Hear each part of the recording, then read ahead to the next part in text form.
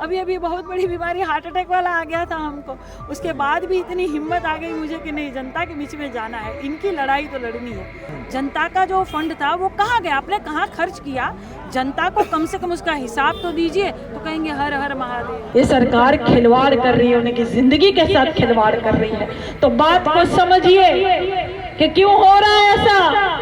आपके हर नेता भारतीय जनता पार्टी के, आपने हर नेता भाजपा के बनाए, आपके महापौर भाजपा के, आपके विधायक भाजपा के, आपके सांसद भाजपा के, योगी जी भाजपा, मोदी जी भाजपा। तो फिर तो अच्छे दिन आ जाने चाहिए, फिर तो राम राज आ जाना चाहिए रात्रि भैया।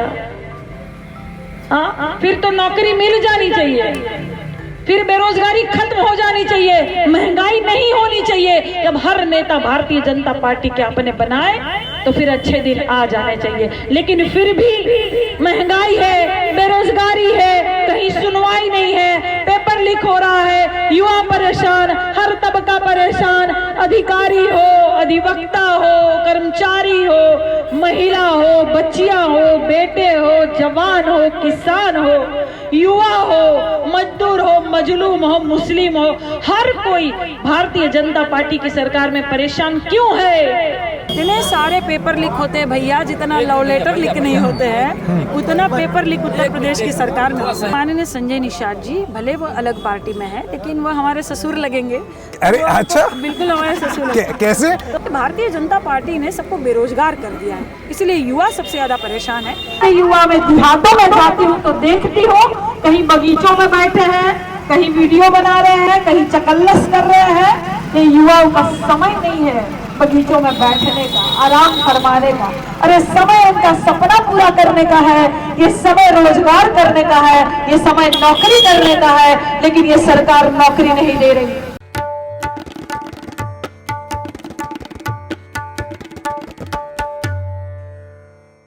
नमस्कार, द रेड माइक की इस प्रस्तुति में आपका स्वागत है। हमें इस वक्त गोरखपुर में, और गोरखपुर में एक बहुत रोचक मुकाबला हो रहा है। गोरखपुर में आप गोरक्षनाथ पीठ के बारे में सोचेंगे, गोरखपुर में आपको ये लगेगा योगी आदित्यनाथ का गढ़, गोरखपुर में आप रवि किशन जो कि यहाँ के सांसद हैं उनके बारे में भी सोचेंगे। लेकिन क्या आप जानते हैं कि समाजवादी पार्टी की तरफ से भी एक भोजपुरी सुपरस्टार को रवि किशन के खिलाफ उतारा गया है, और मंच पर अभी जो आप सुन रहे हैं वो वही हैं। इनका नाम है काजल निषाद, और जैसे कि आप देख सकते हैं कि मंच पर मंत्रों का उच्चारण काजल निषाद कर रही हैं। और ये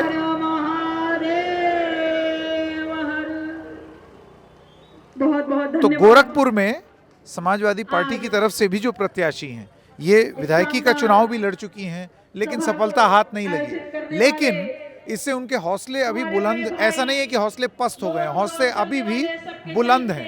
तो काजल निषाद जो हैं वो गोरखपुर में वो मंत्रों का भी उच्चारण कर रही हैं। गोरखपुर में सर्वधर्म, सब लोगों को रिझाने वाली बात भी कर रही हैं। लोगों को वो पसंद आएंगी या नहीं, वोट उन्हें मिलेगा या नहीं, रवि किशन और वो भी योगी आदित्यनाथ के गढ़ में वो सेंध लगा पाएंगी या नहीं, वो क्या सोचती हैं। कई बार अपने इसी तरीके के मंच में वो जिस तरीके की बातें करती हैं उसमें वो तमाम बार ये भी बोलती हैं कि मुझे बचपन में इंदिरा गांधी बोला जाता था, और भी तमाम बात बोलती हैं वो। संजय निषाद जो कि निषाद पार्टी के हैं, ऐसे कई बयान इनके आए हैं जिसमें वो कहती हैं वो मेरे सीनियर हैं, जबकि ये जहाँ आप जानते हैं संजय निषाद जो हैं उनका, निषाद पार्टी वाले, वो एनडीए में हैं, बीजेपी के साथ।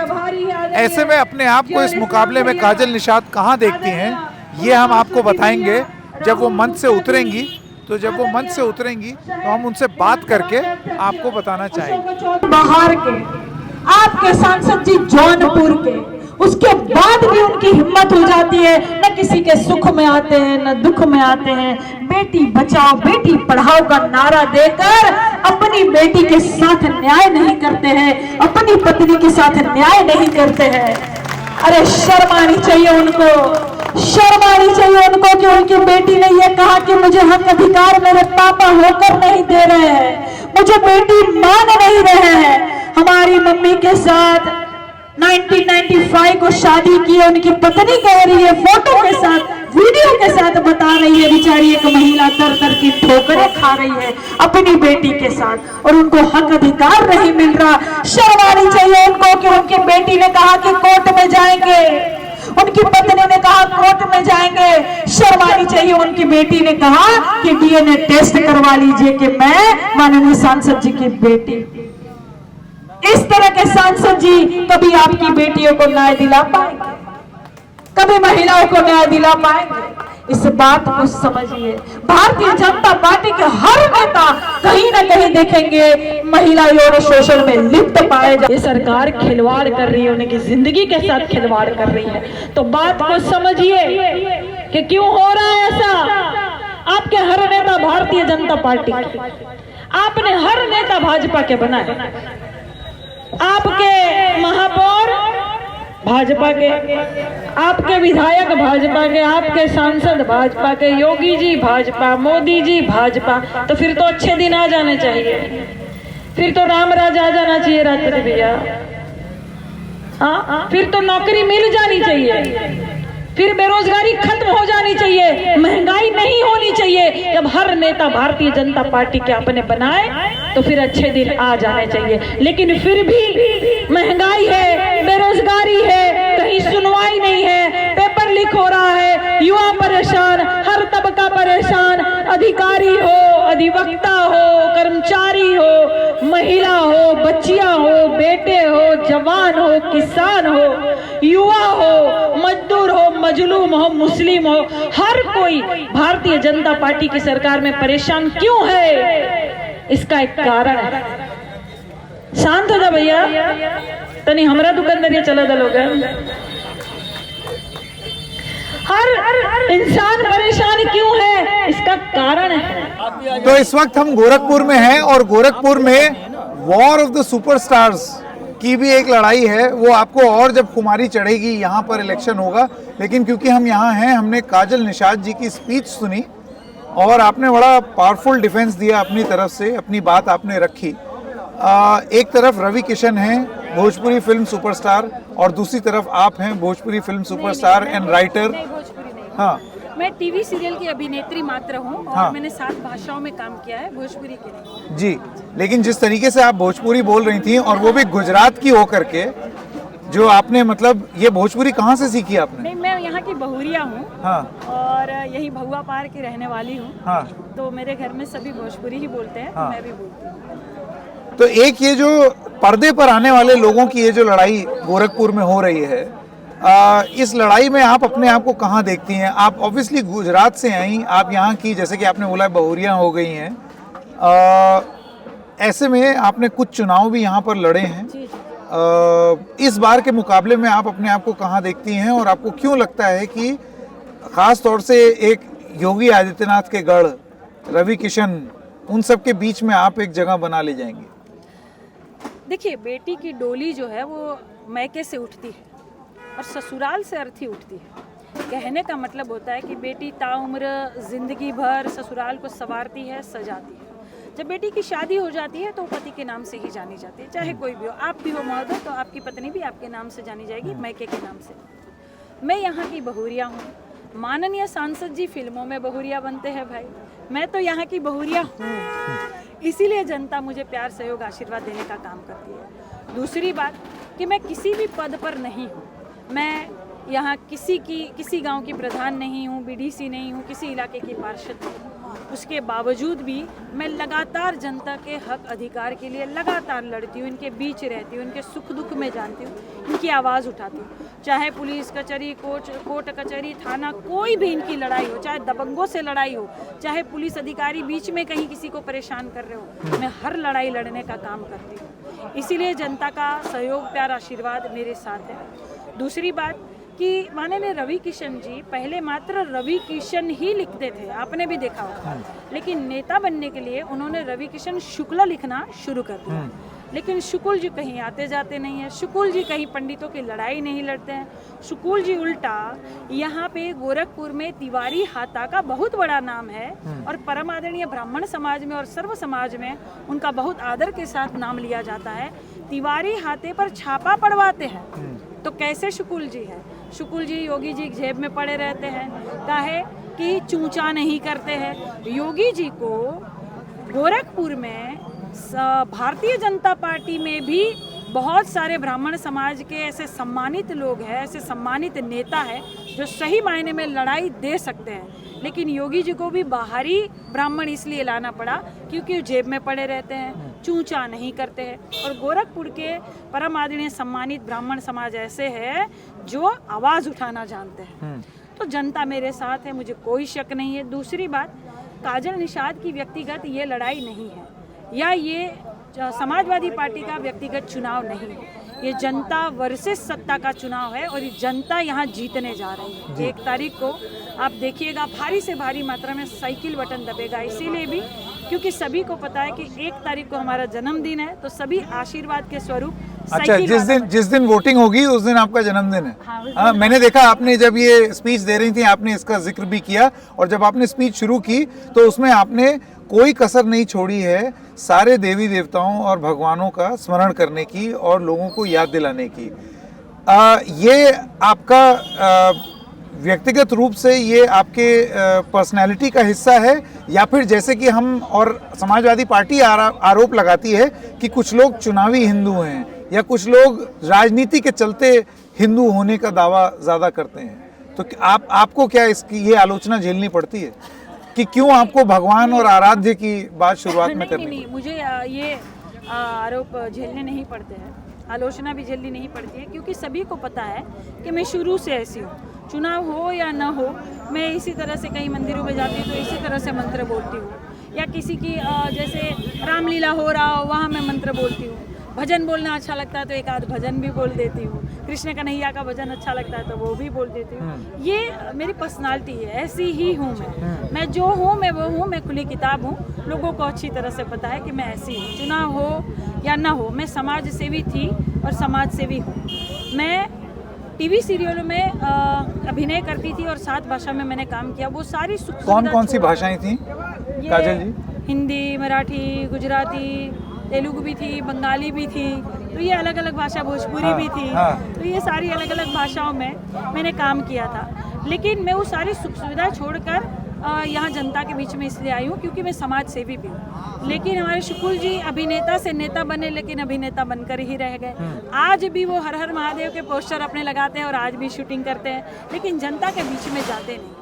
वो रियल लाइफ वाली ज़िंदगी जीते हैं, लेकिन रियल लाइफ में वो सांसद जी है, एक गरिमामय पद पर विराजमान है। जनता ने उनको प्यार सहयोग आशीर्वाद देकर वो पद पर विराजित किया है, लेकिन वह जनता के बीच में सुख दुख में आते नहीं। ये जनता बखूबी जानती। गोरखपुर में आज उनकी एक मिर्ज़ापुर नाम की एक जगह में एक रैली थी जिसमें हम गए, जिसमें उन्होंने जैसे वो बोलते हैं उस तरीके से बोला, ये जात पात में मैं विश्वास नहीं रखता, ये जात पात जो है इसमें क्यों हमने समाज को बांट दिया है। अच्छा, तो पहले मात्र रवि किशन लिखते थे तो जात पात में विश्वास नहीं रखते तो सिर्फ रवि किशन ही लिखते। रवि किशन शुक्ल क्यों लगाना पड़ा उनको? तो जात पात में विश्वास तो रखते हैं। दूसरी बात, वो ये कहते हैं कि अरे गरीबों से हमको बदबू आती है। वो वीडियो वायरल हुआ था, मैं नहीं कह रही हूँ भैया, आप लोग सुने थे नहीं सुने हैं? वो मैं नहीं कह रही हूँ, उन्होंने कहा था। फिर वो जात पात में विश्वास तो रखते हैं कि गरीबों से, पिछड़ा दलित समाज से, पीडीए के लोगों से उनको बदबू आती है, तो जात पात में विश्वास। ये बात बताइए कि आपके कुछ पुराने वीडियोस हैं जिसमें बताया गया कि आप कहती हैं बचपन में आपको लोग इंदिरा गांधी समझते थे, ऐसी कुछ बातें सामने आ रही हैं। इसके अलावा आप जो हैं, जैसे आपका नाम काजल निषाद है और जाहिर सी बात है निषाद पार्टी जो है वो बीजेपी के साथ है, वो एनडीए के साथ है, और इसके संदर्भ में आपके कुछ बयान सामने आए हैं जिसमें आप निषाद जी जो हैं उनसे आप कोई बहुत ज़्यादा मतभेद नहीं देखती हैं। आपका ये कहना है कि कोई मतभेद है भी नहीं? बिल्कुल कोई मतभेद नहीं है। पर वो तो एनडीए में है। माननीय संजय निषाद जी भले वो अलग पार्टी में है, लेकिन वो हमारे ससुर लगेंगे। अरे वो अच्छा, बिल्कुल हमारे ससुर लगेंगे। कैसे? तो अरे भाई, संजय निषाद जी है, निषाद समाज के हैं। हाँ। और हमारे पतिदेव जो है पद में उनके बेटे लगेंगे। हाँ। तो वो हमारे ससुर लगेंगे, तो वो हमको आशीर्वाद दे रहे हैं, अंदरूनी आशीर्वाद दे ही रहे हैं हमको। ये तो आपने कहीं ऐसा तो नहीं है उनके लिए मुसीबत खड़ी कर दी? जी नहीं, ऐसा आप उनको ससुर बना रही हैं, वो सोच रहे हैं हम क्या करें। हाँ, नहीं, हम उनकी बहुरिया लगेंगे। जब भी वो आते हैं हम पैर छू लेते हैं उनके। अच्छा, हाँ, वो आशीर्वाद देते हैं। जी जी बिल्कुल, वो हमें आशीर्वाद दे रहे हैं। इस चुनाव में दे रहे हैं, हर चुनाव में उन्होंने दिया, इस चुनाव में तो और भी बढ़ चढ़ कर दे रहे हैं। आपने बहुत सारे मुद्दे यहाँ पर उठाए। आपने एक मुद्दा उठाया धर्म का और नारा लगाने का, धार्मिक नारा लगाने का, और मैं देख रहा था कि आपने मतलब इस तरीके से बात की कि जब कहीं शादी होती है तो लोग पूछते हैं कि लड़का या लड़की जॉब क्या करती है, कहाँ, वो ये नहीं पूछते हैं कि कितनी बार राम नाम नारा लगाते हो। देखिए, जब बर देखा हुआ आवला तो पूछल जाला। हाँ। कि लड़का का कमाता, हाँ। लड़का कितना पढ़ा लिखा है, हाँ। लड़का कौन नौकरी करता, कोनो काम धंधा करता ना लड़का, हमार बिटिया सुखी रही ना, ए समझीजिए लड़का तुहार ठीक बाना, चाल चलन ठीक बाना, ई पूछल जाला। ई नहीं पूछल जाला कि लड़का कितनी बार कावड़ ढोले बा, अरे कितना मंदिर के सीढ़ी चढ़ले बा, अरे समझी जी बताई लड़का कितना घंटी अगरबत्ती बजावता, कितनी बार राम नाम जपता, ई नहीं पूछल जाई। जरूरी बा शिक्षा, जरूरी बा रोजगार, तो इस पर फोकस करना चाहिए। और भारतीय जनता पार्टी यही दो चीजें खत्म कर रही है। देखिए, मैं समझ रही हूँ कि हर पार्टी में या हर सरकार में जब भी किसी की सरकार आती है तो महंगाई और गरीबी आती जाती रहती है, लेकिन भारतीय जनता पार्टी की सरकार ने एक बहुत बड़ी परेशानी दी है इस देश पर, वो है बेरोजगारी। युवा सबसे ज़्यादा बेरोजगार हो गए। और अगर मैं यहाँ उत्तर प्रदेश की बात करूँ तो उत्तर प्रदेश में तो इतने सारे पेपर लीक होते हैं भैया, जितना लव लेटर लीक नहीं होते हैं उतना पेपर लीक उत्तर प्रदेश की सरकार में होता है। युवा परेशान है। 70 लाख बच्चों ने आवेदन किया था, आवेदन फीस 400 रुपया, भरवाई फीस 150 रुपया, एडमिट कार्ड 10 रुपये का, मोटा मोटी 560 ई हो गए, और भी खर्चा जोड़ दे इसका 500 करोड़ का घोटाला ये सरकार ने कर दिया, लेकिन किसी ने दिखाया नहीं, कहीं चू नहीं हुआ, कहाँ चा नहीं हुआ। ये सारी बातें हैं। युवा बेचारे पेपर लीक होने से अपनी डिग्री जला दे रहे, फाड़ दे रहे, आत्महत्या कर रहे हैं। ये बहुत बड़ी समस्या है। मैं देख रही हूँ, गांव गांव टोला टोला जा रही हूँ, युवा कहीं बगीचा गार्डन में घूम रहे हैं, कहीं ऐसे ही खटिया के नीचे सूत रहे, आराम कर रहे हैं, कहीं मोबाइल में वीडियो बना रहे हैं। अरे युवाओं का सपना पूरा करने का ये समय है, ये उम्र उनकी है, रोजगार करने की उम्र उनकी, भविष्य बनाने की है। ये भारतीय जनता पार्टी ने सबको बेरोजगार कर दिया है, इसलिए युवा सबसे ज़्यादा परेशान है और युवा पूरी तरह से बदलाव करना चाहता है। वैसे तो भारतीय जनता पार्टी की सरकार में हर तबका परेशान, चाहे अधिकारी हो, अधिवक्ता हो, कर्मचारी हो, जवान हो, किसान हो, महिला हो, बेटी हो, बच्चे हो, छात्र हो, मजदूर हो, मुस्लिम हो, पीडीओ के लोग हो, हर कोई यहाँ भारतीय जनता पार्टी की सरकार में परेशान हो चुका है और यही बदलाव करना चाहते हैं। मेरा आखिरी सवाल काजल जी, मोदी के गुजरात से आने वाली काजल जी योगी के उत्तर प्रदेश में अब आ करके आप राजनीतिक रूप से सक्रिय हैं, इन दोनों राज्यों में आप फर्क क्या देखती हैं? और जन्मभूमि आपकी गुजरात भली हो, लेकिन राजनीतिक रूप से क्या अब ये माना जाए कि कर्म भूमि आपकी उत्तर प्रदेश हो गई? बिल्कुल कर्मभूमि मेरी उत्तर प्रदेश है। मैंने कहा कि बेटी का ससुराल ही सब कुछ होता है, यहीं से अर्थी उठती है तो ज़िंदगी भर यहीं रहनी है और यहीं सजाना संवारना है। मेरा ससुराल है, मेरे लोग हैं और गोरखपुर तो मेरे ही लोग हैं और हमेशा जो चुनाव लड़ी हमेशा सहयोग प्यार आशीर्वाद दिया। महापौर का चुनाव लड़ी तो बताइए, पहले भी जो समाजवादी पार्टी वोट पाती थी उससे अधिक जो मैंने वोट पाया, समाज ने और सर्व समाज ने मुझे सहयोग आशीर्वाद दिया। इस बार तो ये ऐतिहासिक चुनाव है क्योंकि काजल निषाद नहीं लड़ रही है, मेरी जनता लड़ रही है। मेरा पैर टूटा था तब भी मैं चल रही थी, मेरी जनता मेरा सहारा बनी थी। अभी अभी बहुत बड़ी बीमारी हार्ट अटैक वाला आ गया था हमको, उसके बाद भी इतनी हिम्मत आ गई मुझे कि नहीं, जनता के बीच में जाना है, इनकी लड़ाई तो लड़नी है। डॉक्टर ने कहा बोलेंगे दिक्कत हो जाएंगे, चलेंगे दिक्कत, हमने कहा नहीं चलेंगे तो भारतीय जनता पार्टी इनको दिक्कत देगी पूरी जनता को, इसीलिए मैं चलूंगी। तो जनता ने मुझे भरपूर सहयोग प्यार आशीर्वाद। ये बताइए, गोरखपुर में एक रवि किशन है, जाहिर सी बात है पर्दे पर रहने की उनकी भी आदत, पर्दे पर आप भी रह चुकी हैं, तो किस तरीके से मॉड्यूलेशन करना है आवाज़ का, कैसे अपनी बात प्रस्तुत करनी है, आवाज़ ऊंची नीची कैसे करनी है, ये बेसिक ट्रेनिंग होती है टेलीविज़न की और मूवीज़ की। अब दोनों ही जो हैं वो वक्ता बड़े अच्छे हैं, बात समझ में किसको आ रही है? जनता में यहाँ पर गोरखपुर की, ये मैं सवाल आपसे पूछना चाहता जनता मेरी बातों को समझ रही है, सुन रही है, इसीलिए अपनी बहू को आशीर्वाद दे रही है। दूसरी बात, जनता चाहती है कि लोकल प्रत्याशी हो, कोई घर का प्रत्याशी। गोरखपुर ग्रामीण की मैं रहने वाली, भहुआपार की मैं रहने वाली, और वे जौनपुर के रहने वाले हैं, जनता के बीच में आते भी नहीं हैं। कोई भी सवाल उनसे पूछो कि माननीय सांसद जी, आपके नाम का एक भी पट्टा काहे नहीं लगा, आपके नाम का एक भी पत्थर काहे नहीं लगा है, काहे योगी जी के नाम पत्थर लगा है, तो कहेंगे हर हर महादेव। उनको कहेंगे अरे आप जो है उद्घाटन करने गए थे और शमशान घाट का, वहाँ कहाँ बोल के आए थे, कह रहे बाबू यहाँ जरब तो सीधा स्वर्ग में जाइब, ए बाबू हर हर महादेव। उनको पूछेंगे कि सांसद जी आपने क्या विकास किया, आपकी निधि में जो फंड आया था विकास के लिए, वो फंड कहाँ गया, जनता का जो फंड था वो कहाँ गया, आपने कहाँ खर्च किया, जनता को कम से कम उसका हिसाब तो दीजिए। तो कहेंगे हर हर महादेव। हर बात का जवाब इस तरह से देंगे और कहेंगे मोदी जी को देख के वोट दीजिए। अरे मोदी जी को ही देख के वोट देना था तो आप काहे सांसद बने, सांसदिक चुनाव चला था ना, तो आपको देखेंगे ना, आपसे हिसाब तो जनता लेगी। लेकिन ये हर एक बात का हर हर महादेव करके जवाब टालते हैं। जनता को अच्छी तरह से पता है कि इस तरह का जवाब एक माननीय सांसद जी को नहीं देना चाहिए। अच्छी तरह से पता है जनता को कि हमारे सवालों का जवाब ये देना ही नहीं चाहते हैं, इसलिए अगली बार इनको मौका ही न दिया जाए। इसलिए जनता, आपको लगता है जनता इनको मतलब जनता भी हर हर महादेव कह सकती है? हाँ, जनता इनको कहेगी कि हे बाबू, आप शांति से बैठोगे, शांति से सुकून से बैठोगे तो आप जो स्वर्ग जैसी जिंदगी जियोगे। हमारे बीच में मत आइए, हमारे बदबू से आपको पसीना आता है, आप घर में आराम कीजिए। इसलिए जनता अब इनको आराम करवाने वाली है। Kajal Nishad ji, all the best for your contest. Thank you very much. Thank you.